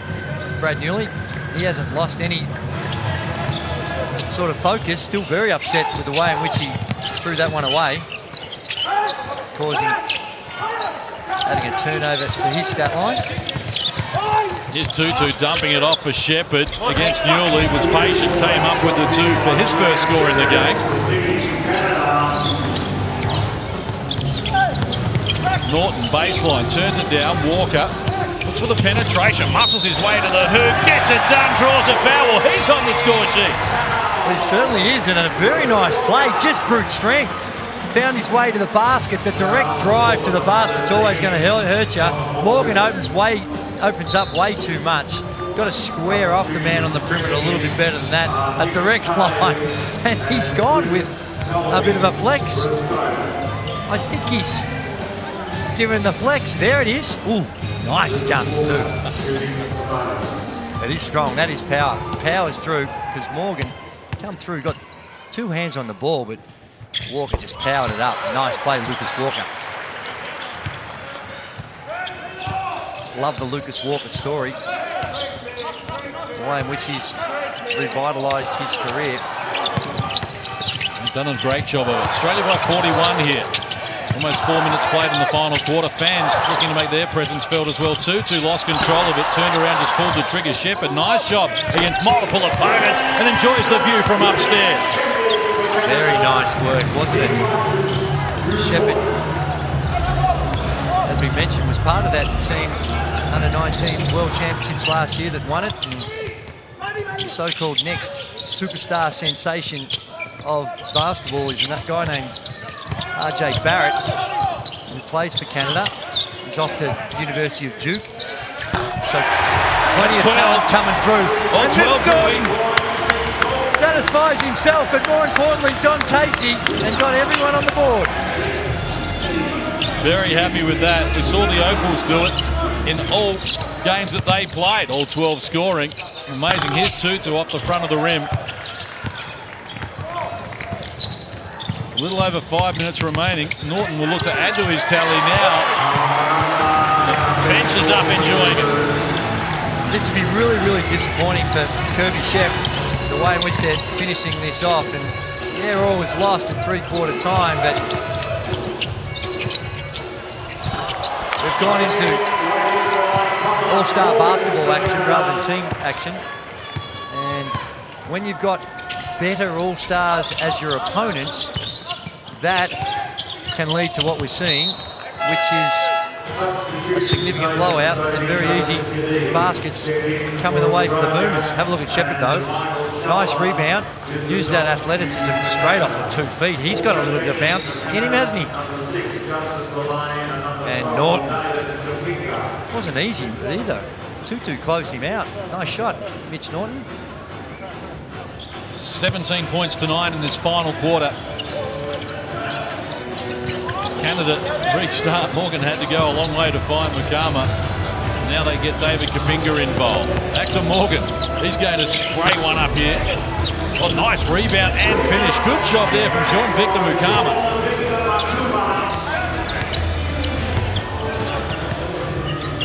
Kadee uses K. Now Golding for Sobey. We'll have 4 minutes left on the clock. Sobey goes to work, rejected by Morgan. Got a piece of the action. Justice Aileen with the loose ball. Sobey can get to the rim at will. Aileen hands over. We're seeing the little youth Mike Shoveler. Here's Nick Kay. Has 2 to beat. Kapinga and Shoveler. And he did his best to try and retrieve it, Nick Kay, but it's out of court. Canada to restart. Good hustle by Nick Kay. In the right place at the right time. Gets the interception. Tries to split the double. And a very nice dismount. Diving was last night, wasn't it? That's it. The fans have certainly had plenty to cheer about. And this domination just doesn't extend to the Commonwealth Games for the Australian Boomers. This will be their 17th consecutive win in international competition, which amongst current national teams is one of the best. It's Shepherd, jump ball, possession arrow with Australia. It's a good point, Case. And this, although there's been some significant margins in this tournament, a great chance for the Australian team to get together in the Australian off-season. They've got another leg of the FIBA World Cup qualifying coming up in July, I think it is. June July. 29 is the first one against Japan, and then the 2nd of July against the Philippines in the Philippines. They've already beaten Chinese Taipei twice, and the Philippines and Japan, and of course the Asia Cup win in Lebanon started this sequence. Sobey stripped of it. And a lot of these guys are very much a part of that program and will be featuring that team. I'd love to see with that window coming up that perhaps if we could just get maybe 1 or 2 of those NBA stars to come back and pull on a green and gold jersey. I know they've got very busy schedules, but home game in Australia, have a couple of them come back and it'd be fantastic. Well, both those games, one is at Japan and the other one in the Philippines. So it'll be the following window after that before they would be playing here in Australia. Well, that rules that out. It's a good thought initially, but I like your thinking. We can still see him on TV in a green and gold jersey. Sobey with it.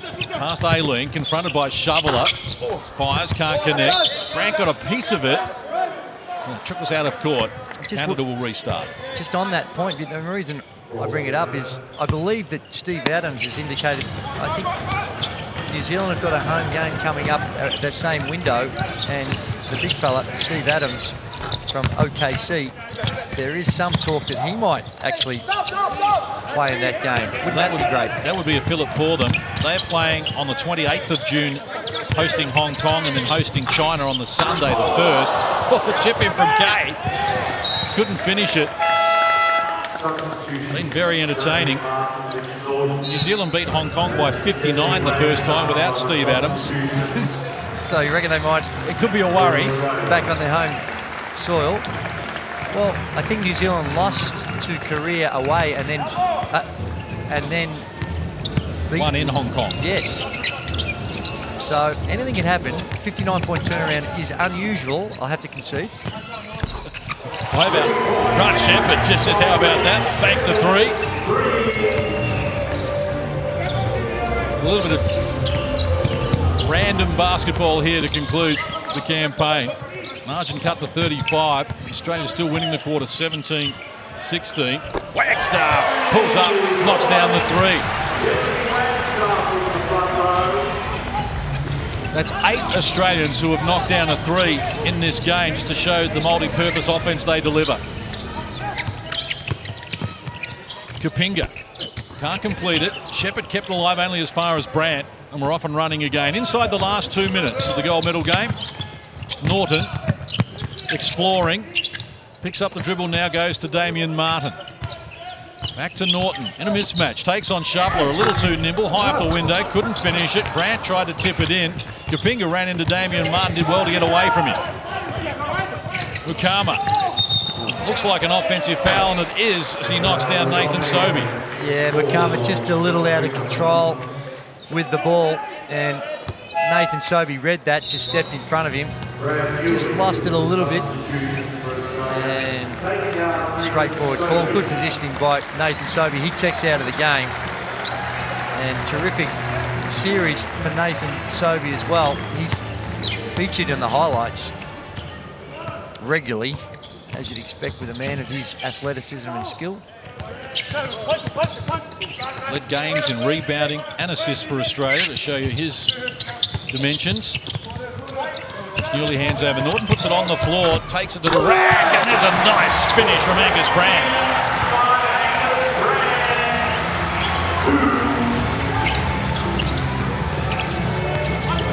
Mike Sharpler hands over Mukama. We move inside the last 60 seconds. Lost the handle, wants help. Shepherd. And now Aileen elevates sweetly to knock down the 2. And this is one of those ones that I'm sure Canada will come away from this game a little dejected with the performance they've put up, but across the entire tournament, to win a silver medal with this very young group is something that they can be really, really proud of, and the progress that they've made has been something that they can build on, and some of these players will be pushing, as it is with the Boomers, for selection when the marquee players come back. Here's Shepherd, been impressed with him here in the last quarter in jump time, admittedly. Looks a likely prospect. We're going to restrict Canada to their lowest score of the tournament. The fans start to rise to their feet here. The celebrations begin, and just as they did in Melbourne in 2006, the Australian Boomers are going to sweep through the Commonwealth Games undefeated and claim the gold medal. They've won 18 of the 20 quarters that they played, and in the final analysis, the winning margin is 40. Full time here on the Gold Coast. Australia 87, Canada 47. It's a gold medal win. And you can see by the response by the Australian team what it means to them. Just embracing the opportunity to pull on a green and gold jersey. Played with great pride, with great passion, and something that all of Australia can be very proud of the way in which they've conducted themselves and approached the challenge of the Commonwealth Games. Could not have played better. Given a scare by great New Zealand Tall Blacks in the second game of the pool, where they prevailed 79-73. But this has been impressive, and they are very happy to celebrate a gold medal winning performance. All 12 players scoring.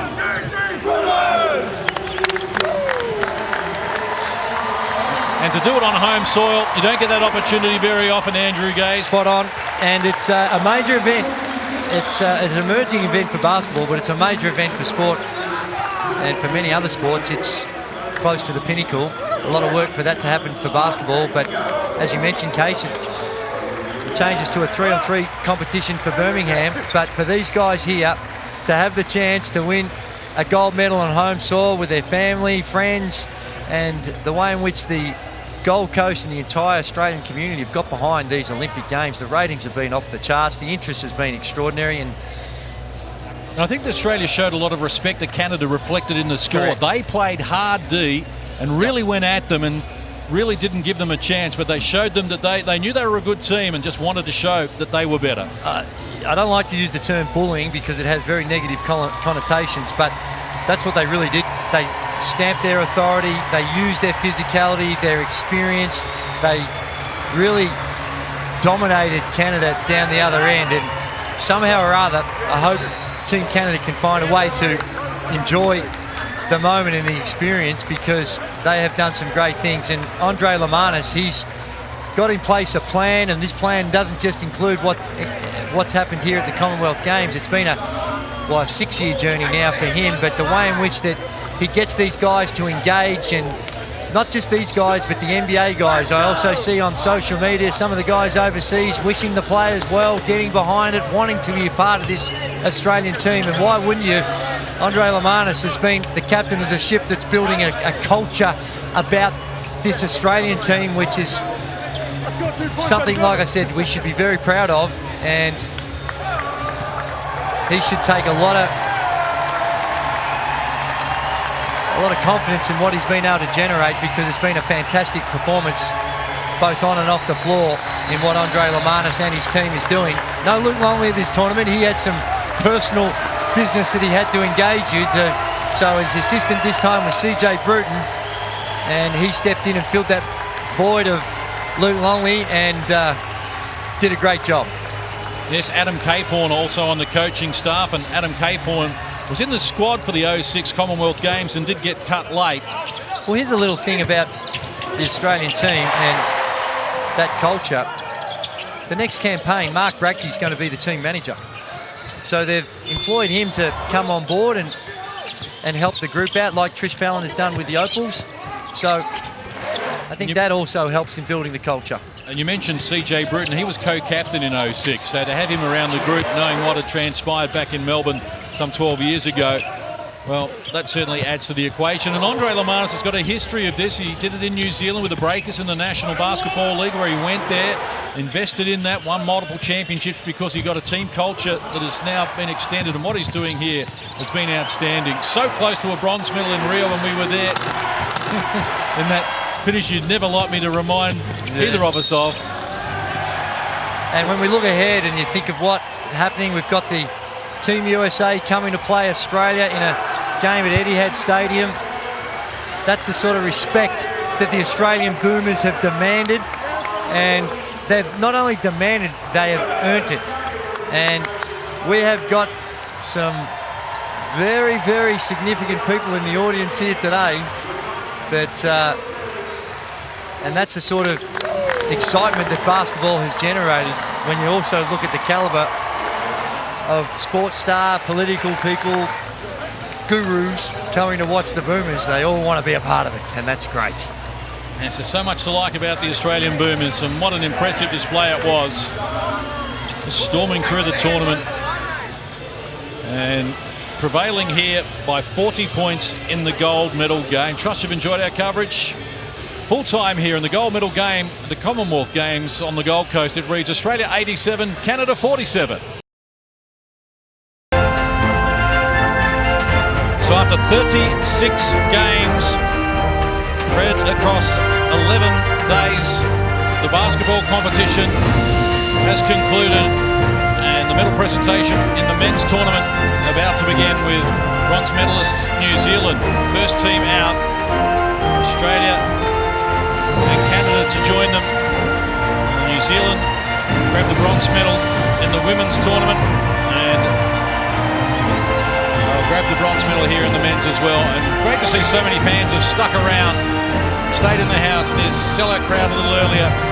Watch the Australian men come up with an impressive 40-point win, 87-47 over the young Canadian team who appear at the Commonwealth Games in a basketball tournament for the first time.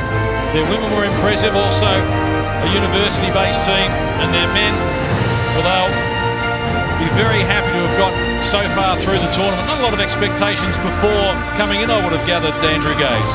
No, you're right, and full credit to Australia. They deserve all the accolades that are going to come their way, and Canada, although they've come up with a silver medal and had to deal with a juggernaut, which is the Australian team in that gold medal game, invaluable international experience, not just for what happens on the floor, but at these major tournaments, the way in which that they learn about the living environment and all the other things for those that go on to the next level. Be a great opportunity for them as well, and Gold Coast 2018 congratulations to New Zealand for coming back and dropping a game and winning the bronze. The silver medals will be presented by President, Commonwealth Games Association of Canada, Rick Powers, accompanied by Commonwealth Games Federation Order of Merit recipient, Dr. Andrew Pipe. The bronze medals will be presented by FIBA Vice President and FIBA Africa President, Mr. Haman Niang, accompanied by FIBA Oceania President and Deputy Chair of Basketball New Zealand, Mr. Burton Shipley.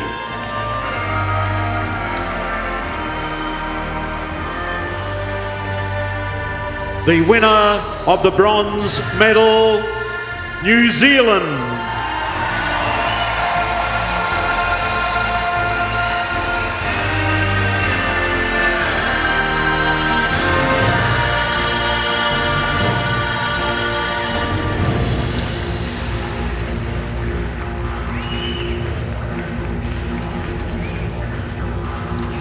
Representing New Zealand, Ruben Tarangi, Finn Delaney, Shay Illy, Jared Kenny, Mika Vakona, Daron Rakawa, Thomas Abercrombie, Robert Lowe, Towie Smith-Milner, Jordan Nartai, Ethan Rusbach, Alex Pledger.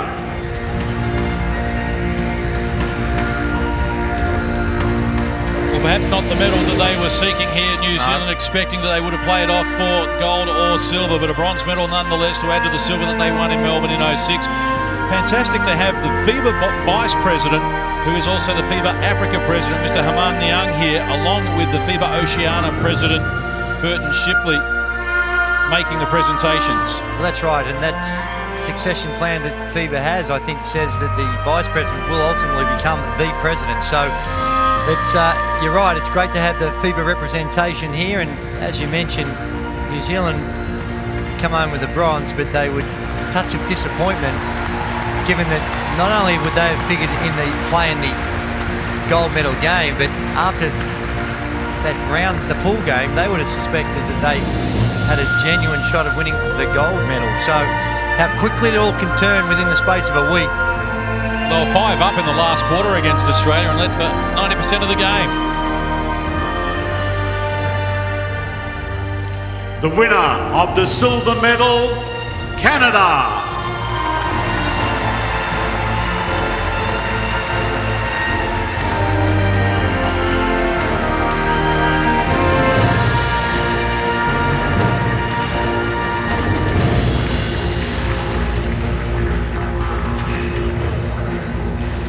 Representing Canada, Emmanuel Deresa, Jean-Pierre Charles, Justice Alain, Mamadou Gaye, Jean-Victor Makuma, Munis Tutu, Grant Shepherd, Mambi Diawara, David Kapinga, Connor Morgan, Eric Nissen, Michael Shavala.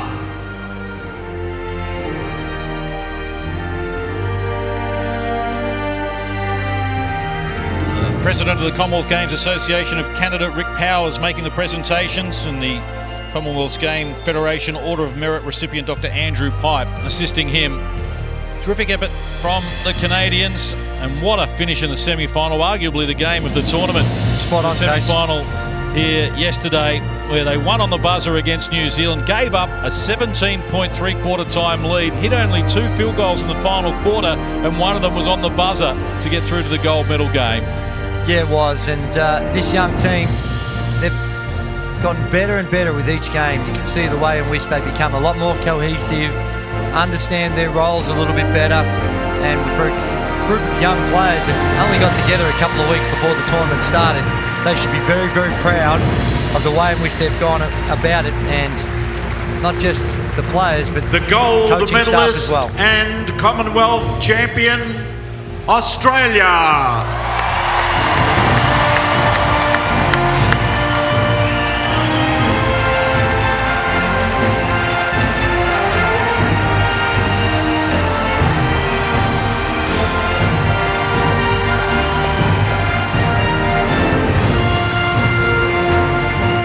Representing Australia, Lucas Walker, Cameron Glidden, Chris Golding, Jason Cadee, Mitch Norton, Nicholas Kay, Brad Newley, Daniel Kickett, Angus Brandt, Damien Martin, Nathan Sobey, Jesse Wagstaff. His Royal Highness the Earl of Wessex making the presentations there, assisted by Perry Crosswhite, who made presentations last night to the Opals, 300-game Australian veteran, former captain, a three-time Olympian, and some great stories being told on the dice there for Australia. Chris Golding winning a championship just 2 weeks ago in the NBL and the MVP of the tournament, and now a gold medal here for Australia. And Brad Newley, 2006 gold medalist, now a 2018 gold medalist, two-time Commonwealth Games gold medalist. They are rare. That's for sure. And more importantly than just winning the medal, it's the passion in which they play. These guys really go out of their way to pull on a green and gold jersey, and it's not, you don't have to twist their arm. They're all scratching and doing whatever they can to find a way into the team. And there's Brad Newley, as you mentioned. He was there in 2006, and not a prouder man you'll find. Ladies and gentlemen, the Anthem of Australia.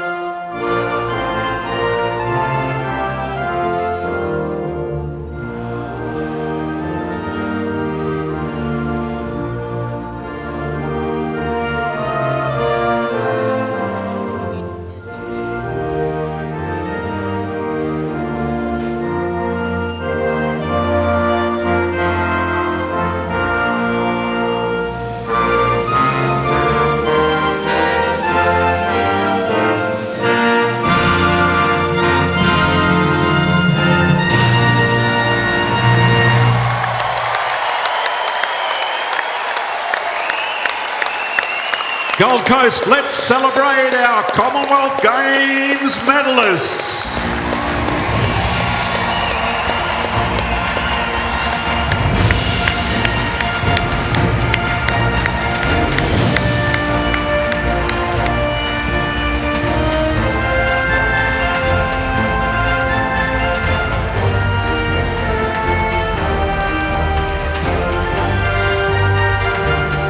Great to see so much support for basketball here at the Commonwealth Games. As we mentioned, 06, the last time it was held. And the Australians, the gold medalists here. Before we tackle a 3-on-3 basketball competition in historic Victoria Square in Birmingham in 2022 in England. It'll be from the 27th of July to the 7th of August. We can look forward to that. I can't wait for that. I think that's going to be a fantastic addition to the program and provide more countries with the opportunity to participate, and you still see a very, very exciting and athletic form of the game. It's, if you haven't seen it, it is something that I think you'll enjoy because it's very physical and quick, and looking forward to it. Hopefully we'll be their case. We'll keep our fingers crossed. It's been a tremendous campaign. We started in Cairns and Townsville back on Thursday, the 5th of April, for this basketball tournament. Lead their way down here to the Gold Coast for the medal games. Australia taking out gold in both the men's and the women's competition.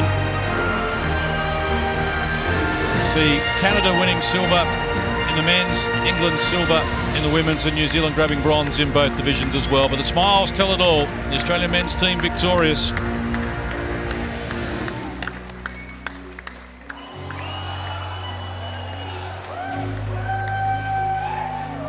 A lot of these guys go on and take the euphoria of this, and as they think about their futures, free agency starts tomorrow, and some decisions to be made.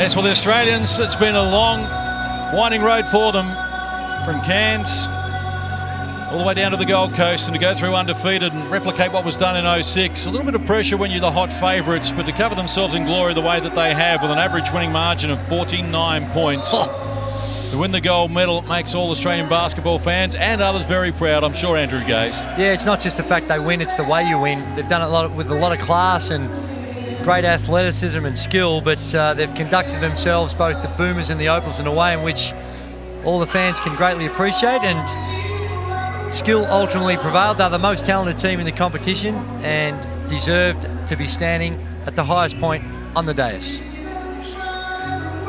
Gold medal game, they led by 10 at quarter time, 26 at the half, 34 at three-quarter time, and finished with a 40-point margin, 87-47, restricting Canada to their lowest score of the tournament. And look at the emotion this brings.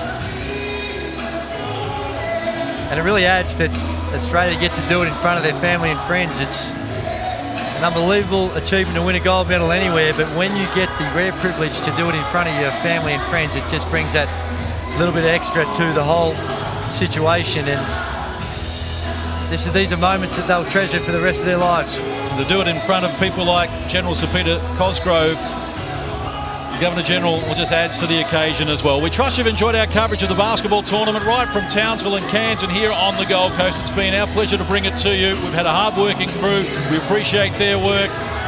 And Andrew Gay, always a pleasure to work alongside you. Gold to Australia in the women's, gold to Australia in the men's. It's been a very good campaign, and we'll look forward to seeing you again soon.